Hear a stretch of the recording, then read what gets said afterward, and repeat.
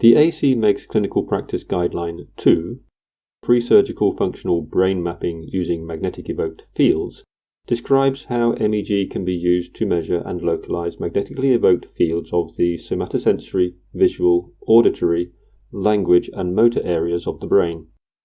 The approach is to stimulate the target brain system repeatedly with relevant stimuli, then perform time-locked averaging of trials to improve the signal-to-noise ratio, SNR, by averaging out background activity. Once the SNR is adequate, localization of neural sources can be performed. The protocols described here have been created in accordance with the recommendations in this guideline. In this module, we focus on motor evoked fields, MEF. Here again is the general workflow for MEG data acquisition. This module will follow the workflow for recording magnetic evoked fields, particularly motor evoked fields using self-paced or guided finger movement. Each protocol presented in this series has a specific setup for data acquisition. In the case of motor, we will set up fiber optic response pads, position the response pads under the patient's finger. If using both hands, position both pads. Instruct the patient to practice. The motor evoked response can be recorded using the fiber optic response pads. Ensure the response pads are powered and plugged into the MEG trigger interface box.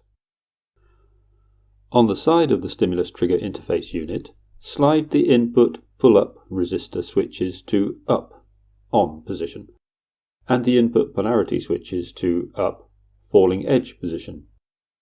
These settings result in finger press equals falling transition 1 to 0 of the electrical signal, finger lift equals raising transition 0 to 1 of the electrical signal.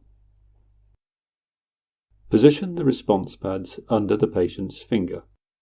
Ensure the finger is at the end of the lever and, when at rest, it completely covers the light source.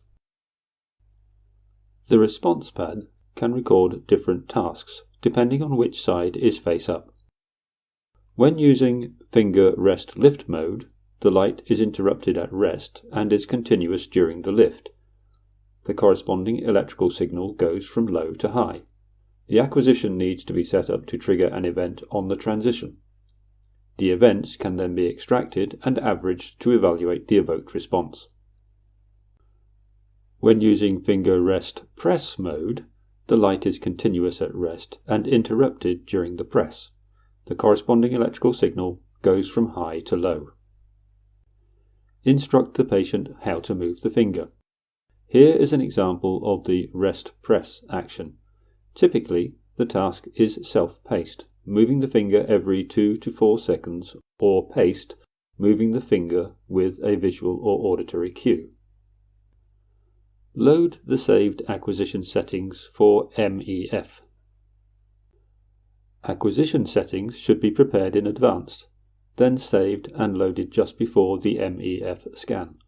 Consult the MEGIN guidelines to MEG data acquisition for preparing the settings. Online averaging should be set up to monitor patients' responses for each of the stimuli. The example here shows an event will be created on channel 15 during left finger rest lift and averaged with an epoch of -1000 to 1000 milliseconds.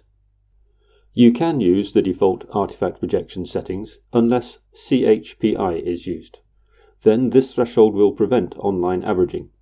Set max equals -1 for MEG grad and MEG mag. No rejection applied. Select Go. This will start the flow of channel data to the raw data viewer.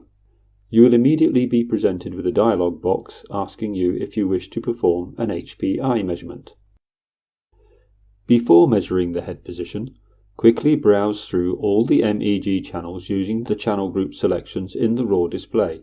Assess any artifacts due to breathing, movement and muscle tension, and guide the patient to relax and remain still. Check for bad channels and try to resolve any issues before starting the recording. Now instruct the patient. Scan is about to start. Relax and try not to move. When the subject is settled, select Measure. Performing the HPI measurement is a best practice and should always be performed. This will measure the current location of the patient's head inside the helmet using the HPI coils positioned on the patient's head. Check that the coils were detected with a goodness fit of greater than 98%. If one coil is not well fit, the coil is placed too low on the head and outside the helmet, or it is not well oriented flat against the head. Check that at least 3 coils are available for head position measurement. The coil pair differences show the distance between the coils when digitized and the distance between the coils during this fit procedure. Large discrepancies in these pair differences may indicate that a coil has moved. Check that the differences between the good coils are less than 5 mm. A minimum of 3 acceptable pairs is required for head localization. Check the location of the head origin and ensure the patient is properly positioned in the helmet. Ideally, the Z coordinate should be within the range of -40 to -60 mm, depending on the size of the patient's head. A Z coordinate greater than 70 mm indicates that the head is too far out of the helmet. Make any necessary adjustments and repeat the measurement if needed. When satisfied, select Accept. This information will be stored in the resulting FIF file when a scan is saved.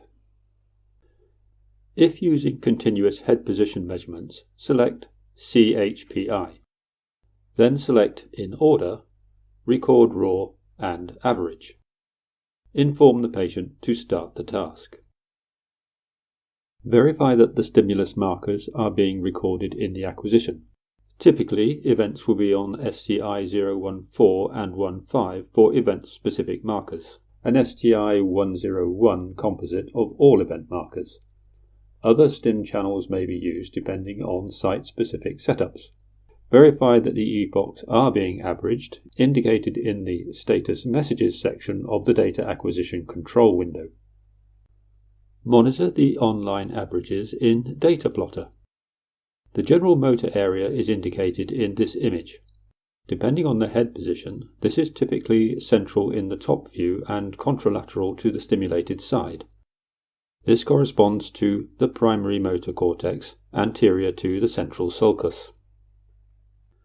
Zoom in on the response. Shift plus left mouse and drag to zoom in. The primary motor response is typically in the range of -60 to 100 milliseconds around the finger lift or press trigger event. Left-click over the first large positive deflection to measure the latency indicated at the bottom of the window. If CHPI or internal active shielding is used or other artifacts are present, it may be necessary to adjust the filter and scales to visualize the response. A low-pass filter of 30 Hz and MEG scales of -100 to 100 femtoteslas per centimeter may be used for visualization. After completing approximately 120 trials, select Stop. The first dialog will prompt the user to save the evoked responses. This will save the online averages. The second dialog will prompt the user to save the raw responses. This will save the raw data, which will be processed and used for localization. Instruct the patient the scan has stopped and they can relax. Triax Neo intended use. The Triax Neo is intended for use as a magnetoencephalographic MEG device which non-invasively detects and displays biomagnetic signals produced by electrically active nerve tissue in the brain. When interpreted by a trained clinician, the data enhances the diagnostic capability by providing useful information about the location relative to brain anatomy of active nerve tissue responsible for critical brain functions. Indications for use. The Triax Neo non-invasively measures the magnetoencephalographic MEG signals and, optionally, electroencephalographic EEG signals produced by electrically active tissue of the brain. These signals are recorded by a computerized data acquisition system and displayed, and may then be interpreted by trained physicians to help localize these active areas. The locations may then be correlated with anatomical information of the brain. MEG is routinely used to identify the locations of visual, auditory, somatosensory, and motor cortex in the brain when used in conjunction with evoked response averaging devices. MEG is also used to non-invasively locate regions of epileptic activity within the brain. The localization information provided by MEG may be used, in conjunction with other diagnostic data, in neurosurgical planning. This demonstration video was prepared according to Megin's Guidelines to MEG Data Acquisition. Please refer to this document for additional details and safety information.